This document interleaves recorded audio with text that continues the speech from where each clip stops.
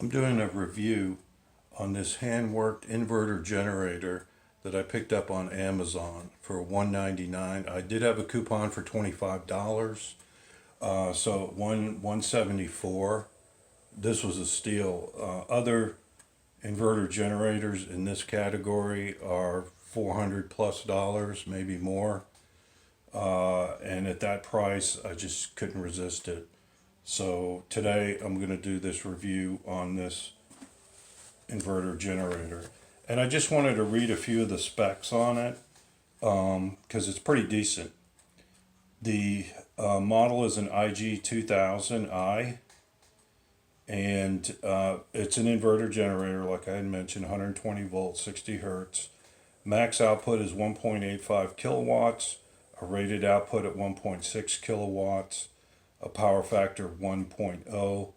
DC output, it has a 12 volt cigarette lighter adapter rated at 4 amps, and it also has a 5 volt 1 amp USB for charging phones or other devices. It's an air-cooled 4-cycle engine. 99 cc's is the displacement. Runs on regular gas. The fuel tank capacity is 3.7 liters, and it'll run for 3.3 hours at 100% load. The lubricating oil is SAE 10W30 or 1040, depending on your environmental temperature. I'm using 1040 because I live in the south and it's warmer here. Lubricating oil capacity is a half a liter. CDI ignition, the spark plug type is an A5 RTC torch, and it weighs about 21 kilograms, which is around I think 40 some odd pounds. And this is the instruction manual that comes with it. Obviously there's a lot of stickers and warnings all over this thing because it is a generator and it's gas powered. It does not come with oil, so you do have to supply your own oil. It comes with the 12 volt DC adapter, cigarette lighter, and alligator clips for your battery or whatever your other 12 volt needs are. A pretty decent, actually, Phillips screwdriver for taking off the side panel for accessing the oil, the air filter, and I'll show you that here shortly. And of course the ubiquitous spark plug wrench, which seems to come with every one of these devices. So here's a look at the front panel of the handwork inverter generator. Up here we've got a couple of switches. It does have an ignition on-off switch here, and also an economy mode, which will automatically regulate the throttle based on load.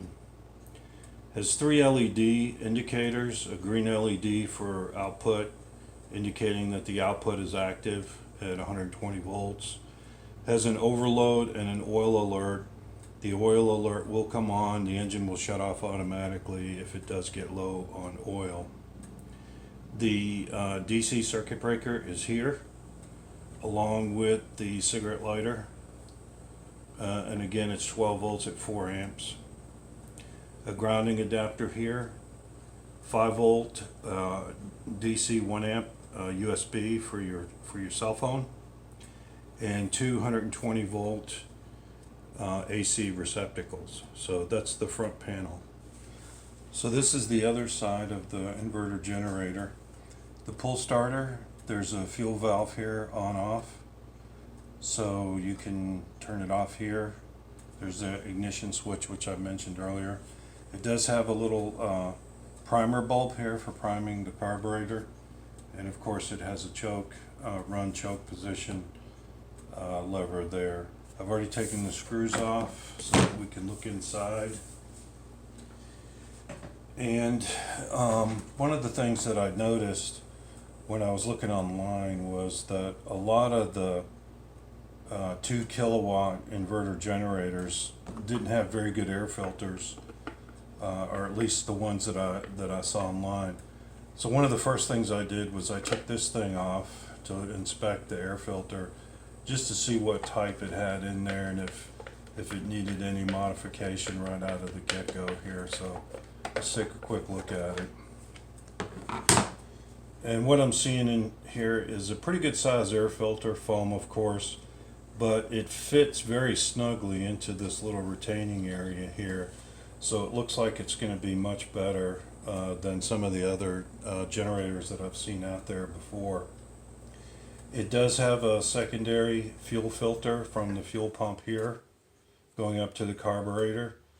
There's a fuel strainer in here as well that will pick up some, I guess, big debris if it falls in during fueling. But I like the fact that it does have that fuel filter there. The oil goes in here, and of course this is your oil and your dipstick all in one. It has a nice tube here for draining the carburetor for storage. Just loosen this screw up here and this fuel should drain out. There's also another drain here that looks like it goes up to the carburetor or somewhere up there, that if there's some overflow, it will come out on that side as well. So it looks pretty good. I didn't see anything out of place or any loose bolts or anything like that when I did my initial inspection. So my next step will be to put the oil in and then take it outside and give it a crank. So that'll be coming up next.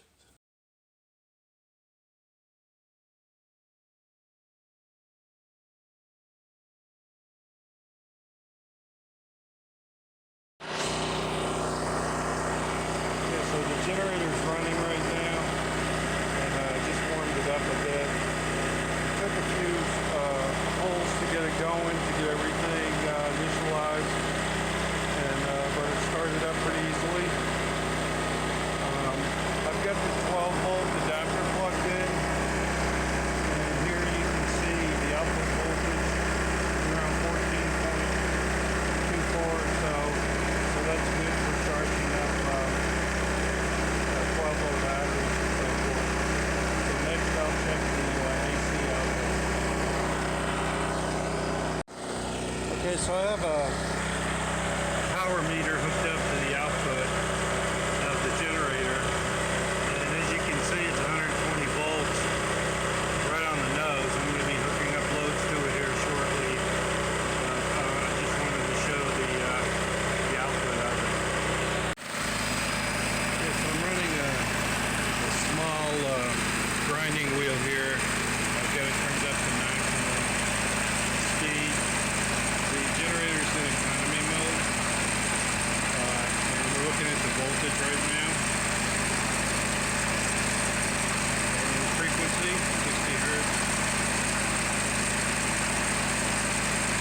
Power factor, 0.922. Putting out 131 watts right now for that little grinding wheel, and the current is 1.185 amps, so that seems to be running pretty well. So next I've got a little grinding wheel here, rated at 4.5 amps, and I'm going to fire it up right now. And we're seeing it pulling about 232 watts or so. And no problem at all for this generator.